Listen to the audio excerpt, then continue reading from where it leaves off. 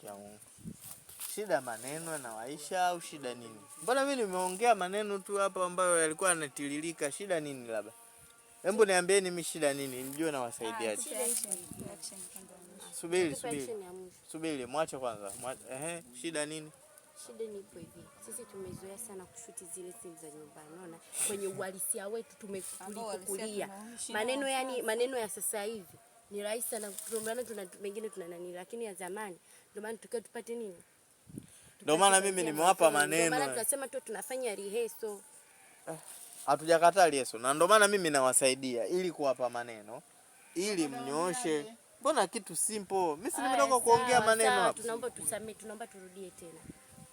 Mnatetemeka, yani shida mnatetemeka. Hayo maneno mwavai kama ya kwenu. Rafiki, hivi umesikia vuguvugu linaloendelea kuhusu Gozi? Gozi ambaye anakimbia kujanda. Haswa tena kinachoshangaza, ana muonekano wa mwanaume lijani, lakini inasikitisha sana kukimbia janda. Hajui asali za baadaye. Asali ya kwanza itamfanya atengwe na imaya yetu, atatengwa na wanawake, hatapata fursa za msingi za hapa kijijini, ikiwepo suna kwa watoto, kuchinja kuku na kadhalika. Bwana tena bwana jamani, atatengwa na wanawake. Ndio maana 6 kagoma kosa wabu gani? Unajua nikwambia kitu 6.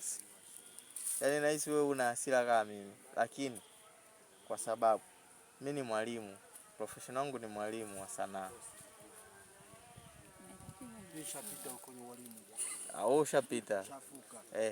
Mimi ni mwalimu, profession yangu pia ni mwalimu wa sanaa. Lakini najua tuko hapa. Sasa iko hivi. Basi kama inakuwa waandike script wapite tu kwenye script. Hamna mtu alokuja na daftari. Sisimu. Hebu tuendelee, rehearsal ndio inatuzidi. Sababu maneno yao labda wenyewe wanajua wanashindwa hata waseme nini. Hebu tuendelee. Nimewapa maneno mpaka ya kuongea mimi. Tusiongee huko, tuendelee kufanya rehearsal. Sasa si ndo tunawarekebisha nyinyi hapa jamani. Rafiki, hivi umesikia vuguvugu linaloendelea kuhusu Gozi? Itapendeza kwa baba. Tena inashangaza sana. Yaani humle lokopo nao mpaka sasa hivi. Kompokei sana. Haswa inasikitisha sana kutokana wazee wa hii maya yote wamepitia jando. Mimi naona umenyamaza. Mimi najifanyia rehearsal kwenye akili yangu. Pigeni rafiki. Alafu kitu kingine kama mchikijua tu. Ukiwa unaelekeza usijielekeze, ujiona unajua. Sikiliza maelekezo afu ndio ufanye. Usiakalili maneno uliyoambiwa mwanzo au usikalili maelekezo ya mwanzo ukawa unataka kufanya wewe mwenyewe ila kuja akalili vizuri, unapoteza muda. Unapokatishwa ili uelekezo zaidi, kaa tulia, sikiliza unachomaelekezo afu ongeza kile ambacho ulikielewa, fanya. Mkianza mbishana hapo mtachelewa.